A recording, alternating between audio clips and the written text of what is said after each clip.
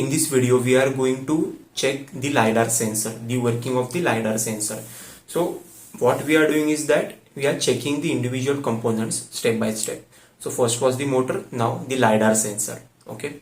First of all, it is important to install the LiDAR package. That is, we are using the RP LiDAR A1 So RP LiDAR _ ROS package is needed to be installed.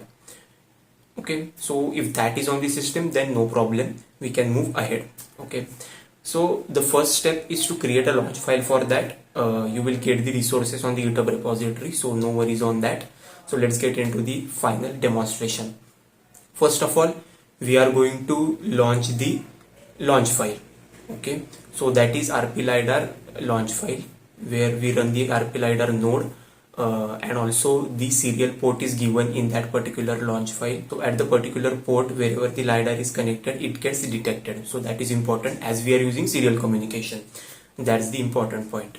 So now we can visualize the LiDAR sensor data in the RVs, that is ROS visualization tool, so that we can get the LiDAR data as per the testing. Now we will also drive the robot. So driving the robot is also important in order to check if the frames are connected or not. That is the main reason, right?